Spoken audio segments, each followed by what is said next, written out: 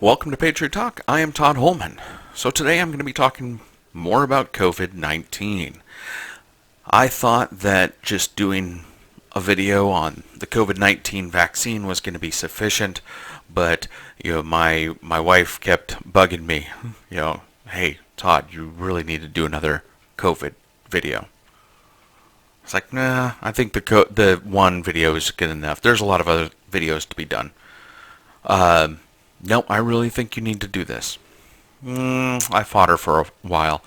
But, I've been just continuously hearing more and more garbage about, COVID on a daily basis. It is getting so ridiculous. So, you know what? Fine, I'll do another video. Here we are. So over a year ago, this whole COVID pandemic started. At first everything was hunky-dory. Just be careful, everyone. Just kind of keep your distance. Wash your hands. Oh, hold on. Keep your distance. Wash your hands. Wear a mask. Oh, a little bit worse than we thought. You need to go home. So unless you're an essential worker, stay at home. Don't have anyone over. And if you're an essential worker, you need to mask up, wash your hands, sanitize, and stay 6 feet apart. Which for a lot of essential workers, that's impossible. And if you're an essential worker, you know exactly what I mean. And then, we were told, okay, well, since you have to stay at home, you're going to be doing a lot of shopping online. I mean, unless you're going to Walmart and Home Depot and Lowe's and all the big box stores that remained open during all of this. And of course, all of the small mom and pop places got shut down and, lost their livelihoods. That's a whole nother video. But we were told, okay, well, if you're going to be doing all the shopping online, then when you get a delivery, you need to leave it outside. You need to sanitize it. You need to, take Lysol or bleach and, spray down the entire package and let it sit there for 24 to 48 hours. Then a while later they figured out, oh, hey, look, COVID-19 doesn't survive very long on porous surfaces such as cardboard or paper. So that went out the window. They tried and tried and tried. They continued to work on a new vaccine, or a vaccine, and they pushed and pushed and pushed. And eventually we got the vaccine. Okay. But, surprise, surprise, it came out so fast, there was no testing of it whatsoever. So the FDA said, well, we're not going to approve it. But since this is a pandemic, let's go on ahead and approve it for emergency use only. Okay, so emergency use. The vaccines still have not been approved by the FDA. The soonest one's going to be approved, I believe they are talking about maybe October 2022, and then the next one after that, February of 2023. So, which would be appropriate for trials. A lot of trials actually last 5 years before a vaccine or medication is actually put on the market and approved by the FDA. That's because with testing, comes the study of long-term effects. Not just short-term effects that we're finding out right now, but long-term effects. And of course, short-term effects we can find out real easily right now. There are plenty of reports right now. Swelling of the heart. Oh gosh, there's a lot of things going on right now. And depending on, if you're paying attention to the news or not. But there's a lot of reports out there depending on, the type of patient, what vaccine.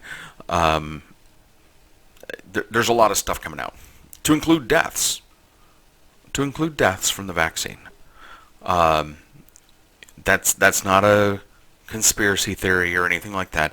That's actually truth that's been reported. Now, the number of people that have gotten the vaccine and nothing's happened compared to the number of people that have had severe reactions or even death, are so far apart that, some may consider the numbers acceptable.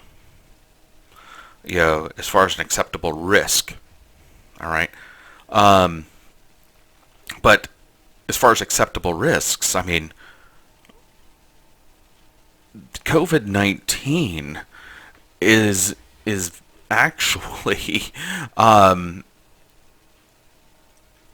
got, the mortality rate is 1.773%. So, in other words, the most current numbers from the CDC website, as of a few minutes before I made this video, we've had a total of 34.4 million reported cases, and let's see here,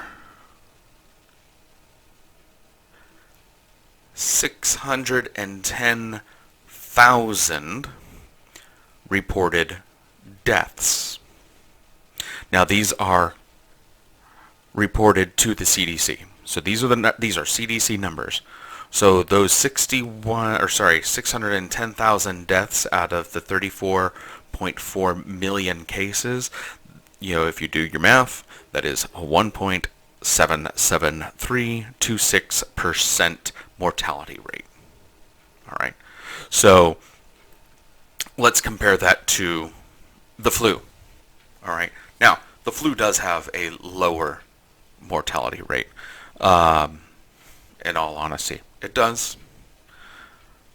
So I have a few flu seasons here for you, and I'm just going to let's just listen to the numbers. So the flu season of 17-18, so 2017, 2018, we had 450 million. Is that right? 450 million. Sorry. Not four. Wow, 450 million. We had more cases than our entire population. No, 45 million reported cases in the 17-18 flu season with 61,000 reported deaths. That is a 0.13556% mortality rate. The 18-19 season was 35.5 million reported cases with 34,200 reported deaths, which for the 18-19 flu season, that was a 0.09634% mortality rate. The 2019-2020 season was 56 million reported cases with 62,000 reported deaths at a 0.11071% mortality rate. So it's really staying around, from 2017-18 to 2019-2020 seasons, around that 0.1% mortality rate. This season, so the 2020-2021 season. Now, the numbers are not complete, but this is as of March. So the CDC doesn't have all of their numbers in yet, but as of March of 2021. So the flu season starts in September. So from September to March, as of right now, we have a total of 1,274,111 reported cases,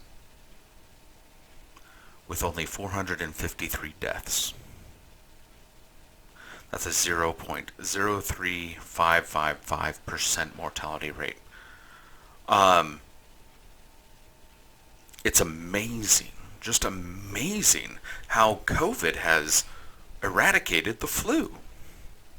I mean, when we're going from, you know, 62,000 deaths from one season to 453 deaths, wow, that is just absolutely amazing. Well, actually, it's bull. The reality of it is, how many of these individuals with COVID cases or deaths actually died of influenza, but tested positive for COVID? It was counted as COVID. How many of these people died of pneumonia, but they tested positive for COVID? It was counted as COVID. How many of these people died of cardiac failure, but tested positive for COVID? It was counted as COVID. Folks, the wool is being pulled over our eyes. This isn't a conspiracy theory. I just gave you the numbers. Go look it up. I got these numbers from the cdc.gov website. Go look it up.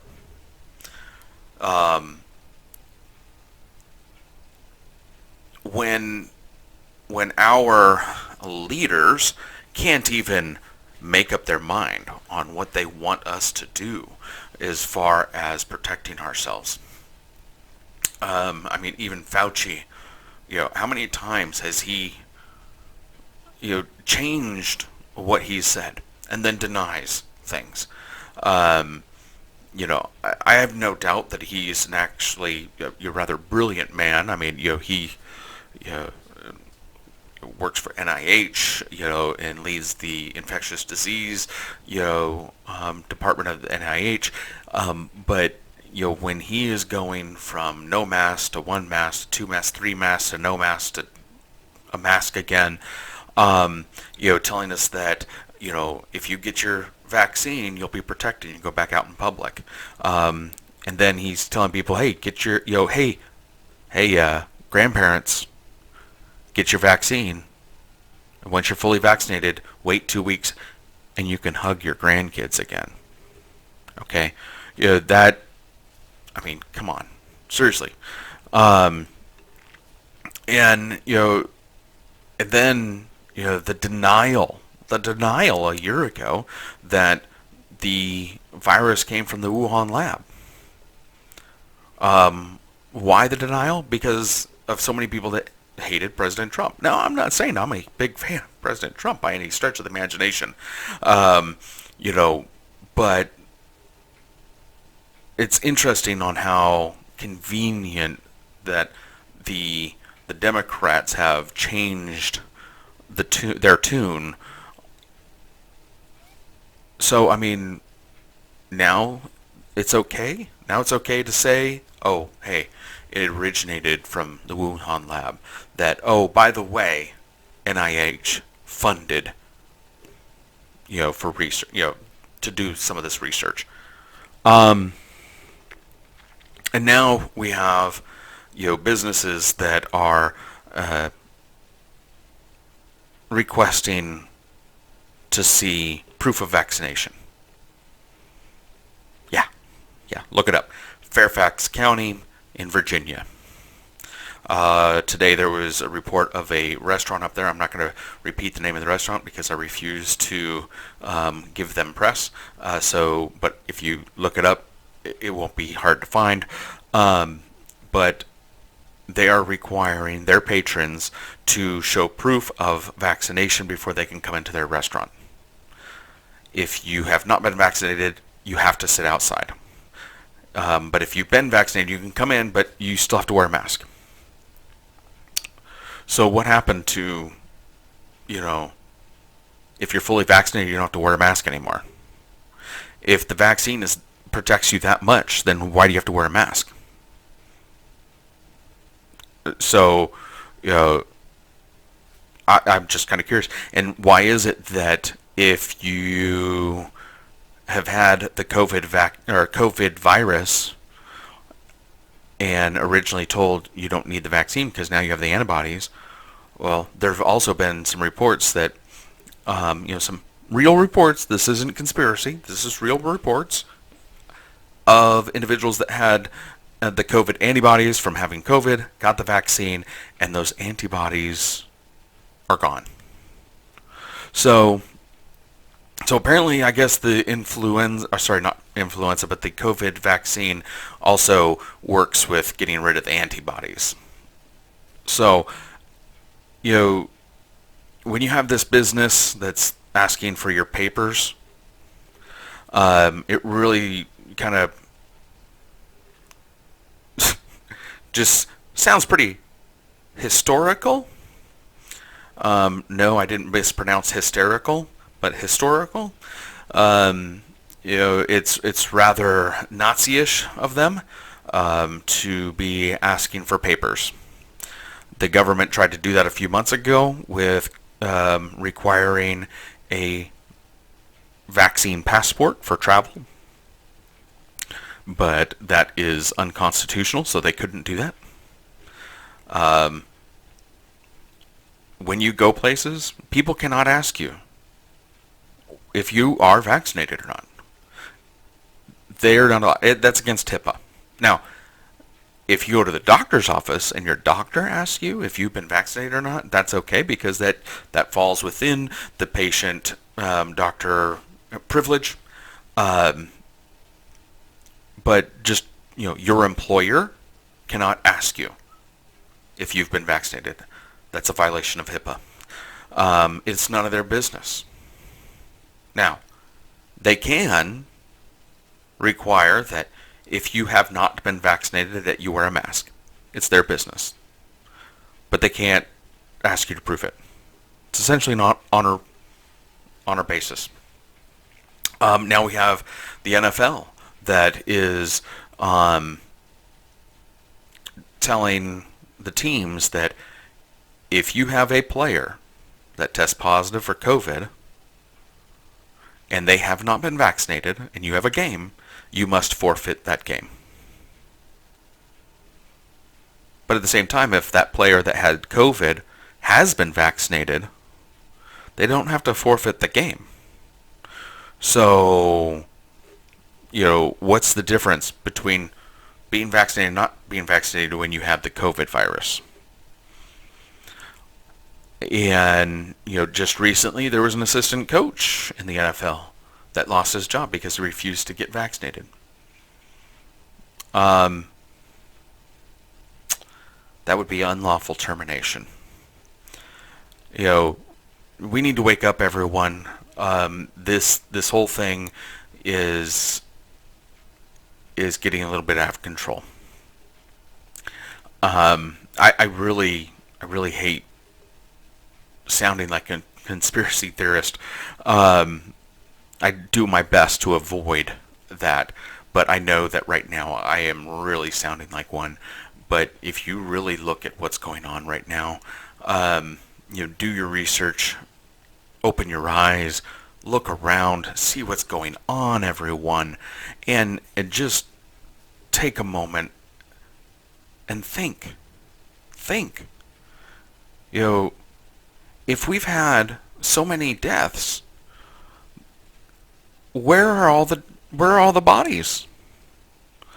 June of last year, the CDC said, "Oops, sorry everyone, our bad, but we had some false reports in the number of about 54,000 cases," and that was June of last year. So that was a huge number.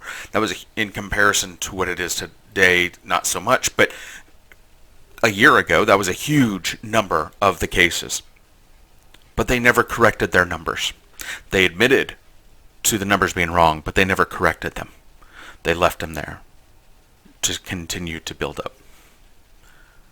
And also last year, I do believe it was near the end of the year last year, the Secretary of Health for the state of Virginia, during a press conference, told the reporters that if they have one patient that tests positive for COVID 4 different times with the same case of COVID, they count it 4 times. That's one case that they're counting 4 times.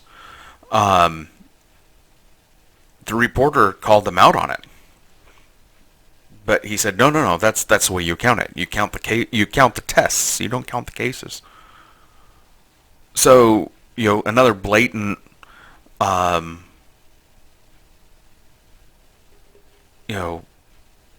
fluffing of the numbers. I'm not going to tell you where, or the name of it, but I work for a cemetery. And over this last year, we have had one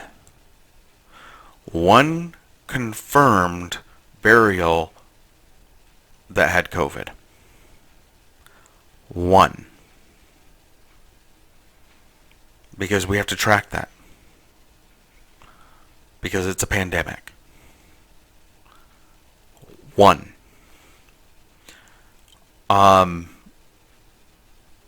So where is all this death? Where is all this carnage?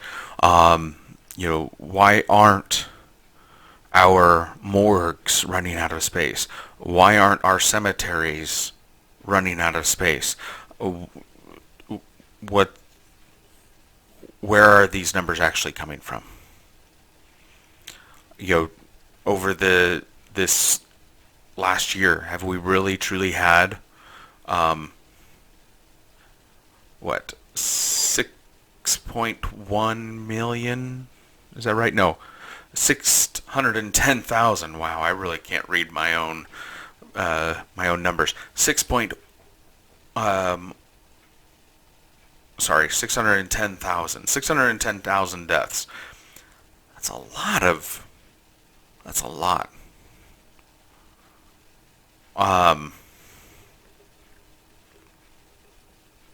Out of 34.4 million cases. People, the flu didn't disappear. It's just being counted as COVID. Cardiac failure didn't, decrease either. Neither did pneumonia. All of this has just been being counted as, COVID to fluff the numbers. Our government is trying to control us. Okay, yeah, now I really do sound like conspiracy theorist, but it's true.